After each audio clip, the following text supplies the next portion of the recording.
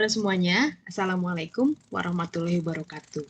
Kita sudah memasuki minggu ke-9 dari mata kuliah pembelajaran komputer untuk anak usia dini. Sudah banyak yang kalian eksplorasi, terakhir kalian sudah membuat media pembelajaran interaktif untuk anak usia dini, di mana nanti anak-anaknya bisa berinteraksi dengan media tersebut ya, tidak hanya menjadi pengguna pasif dari teknologi. Itu perlu kalian ingat-ingat terus bahwa menjadi pengguna pasif teknologi itu oke sih untuk belajar, tapi belajarnya masih minimal, tidak bisa optimal gitu ya. Kalau mereka bisa berinteraksi, maka pembelajarannya akan semakin optimal. Nah, pada video kali ini saya akan bahas tentang tahapan pemanfaatan teknologi, karena ada yang menganggap bahwa kalau pakai teknologi pasti anaknya belajarnya lebih baik gitu ya. Padahal kalau tidak tepat, seperti di video sebelumnya saya bahas, kalau tidak tepat belum tentu hasilnya akan optimal. Mungkin hasilnya akan biasa-biasa aja. Hasilnya mungkin sama saja dengan teknologi atau tanpa teknologi. Oke, saya akan share dulu slide saya tentang tahapan pemanfaatan teknologi untuk anak usia dini.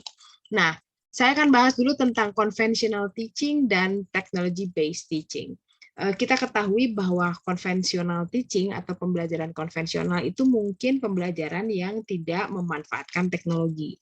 Tapi sebetulnya masalahnya bukan pakai teknologi atau tidak pakai teknologi, tapi lebih kepada bagaimana si guru menyampaikan atau merancang kegiatan pembelajaran dalam sebuah pembelajaran yang konvensional.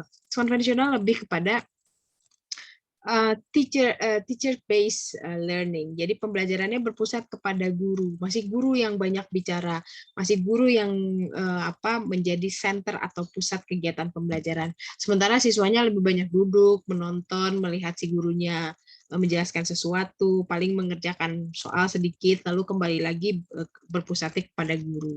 Sementara kalau yang modern atau yang lebih postmodern, tech-based teaching, itu tidak hanya memanfaatkan teknologi, tapi kegiatan pembelajarannya pun berubah. Siswanya lebih menjadi aktif, lebih student-centered gitu ya.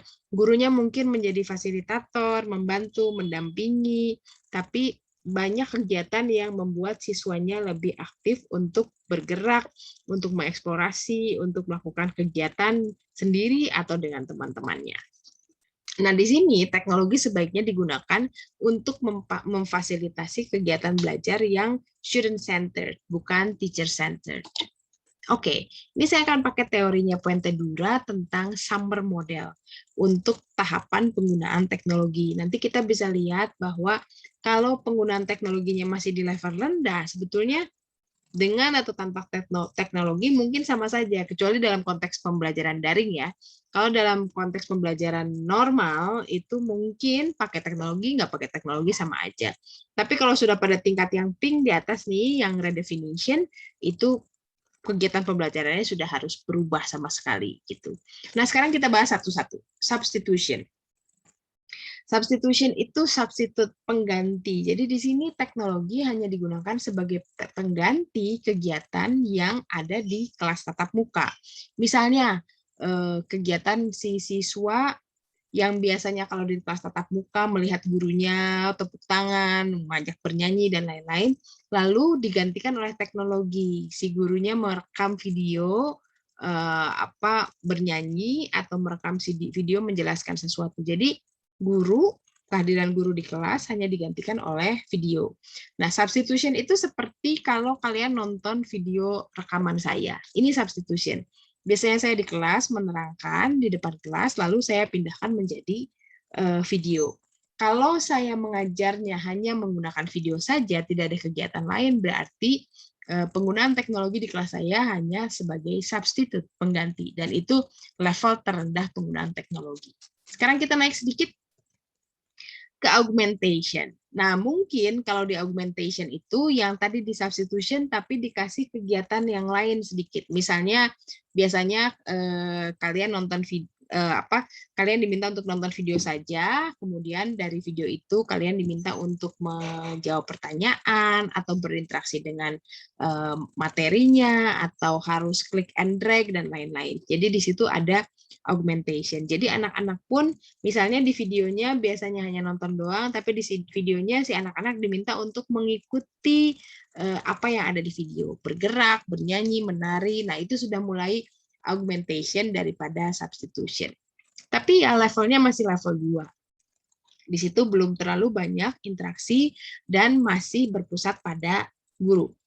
Nah, sekarang kita coba yang modification. Modification itu posisi guru sudah mulai ke pinggir, mulai ke samping, tidak di pusat lagi. Si anaknya nggak harus nonton video, tidak harus mengikuti apa yang diperintahkan oleh guru melalui video, tapi diberi aktivitas yang mereka bisa kerja mandiri atau mereka bisa kerja tapi didampingi oleh orang dewasa. Seperti learning apps yang kalian buat kemarin, itu sudah pada tahap modification karena siswanya bisa mengakses kegiatan pembelajarannya sendiri dan tidak harus ada gurunya hadir gitu. Ketika di kelas tatap muka, mungkin kita bisa meminta siswa misalnya 1 laptop, lalu dikelilingi oleh 5 anak, lalu mereka klik and drag mengerjakan learning apps bersama-sama. Nah, itu lebih baik lagi. Jadi ada interaksi antar siswa mengelilingi laptop, mengelilingi komputer, lalu mengerjakan kegiatan interaktif. Itu sudah pada level modification. Nah, redefinition seperti apa? Redefinition itu harus terjadi transformasi kegiatan pembelajaran yang lebih menarik lagi. Saya akan menunjukkan satu aplikasi bernama Augmented Reality yang memungkinkan untuk menjadikan kegiatan pembelajaran terredefinisi.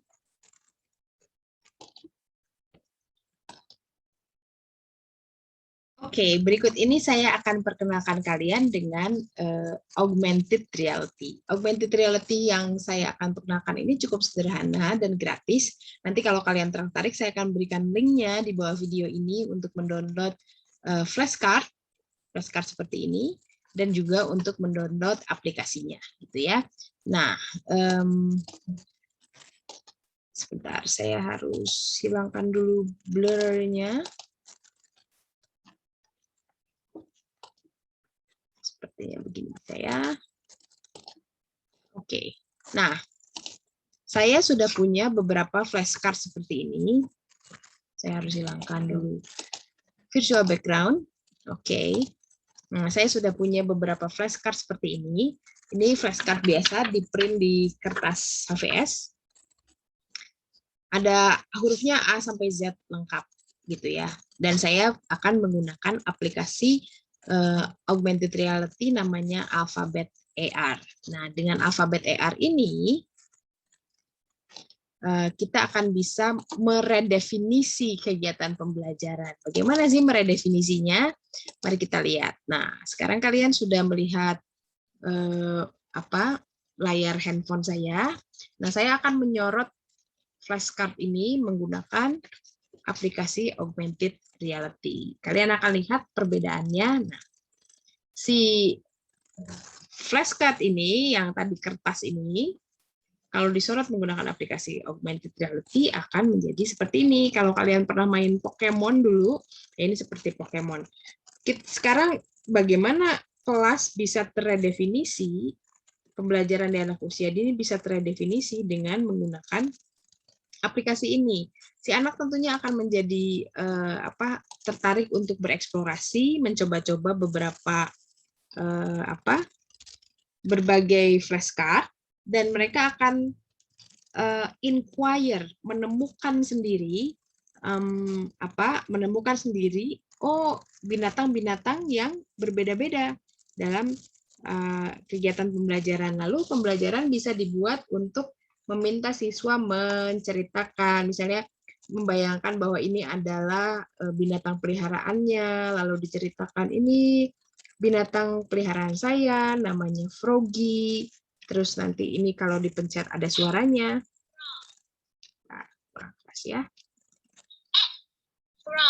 Kita bisa mengetahui suaranya, kemudian membahas kakinya ada berapa, warnanya apa, kemudian ada matanya berapa, dan lain-lain. Ini bisa diputar-putar, lalu mereka bisa bercerita tentang, bisa dibuat video gitu ya, dibuat video, lalu bercerita tentang binatang peliharaannya.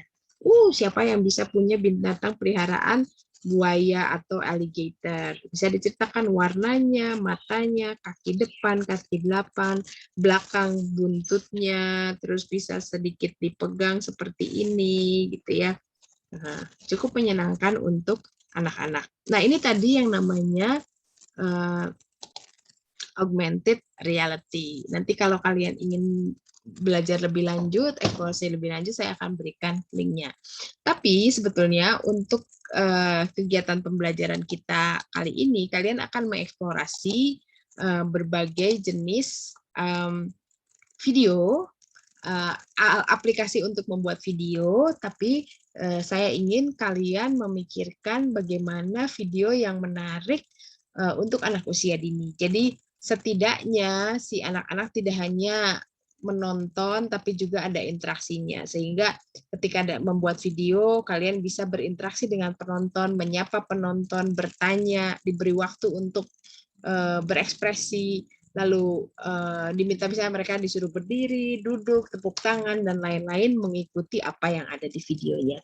Dengan seperti itu, kalian tidak hanya membuat video pada sesi substitusi, tapi bisa pada level augmentation atau bahkan modification.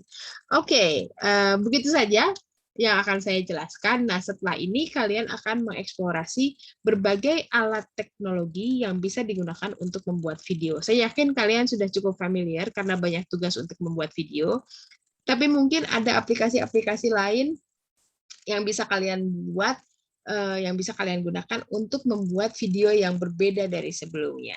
Oke, segitu saja. Terima kasih. Assalamualaikum warahmatullahi wabarakatuh.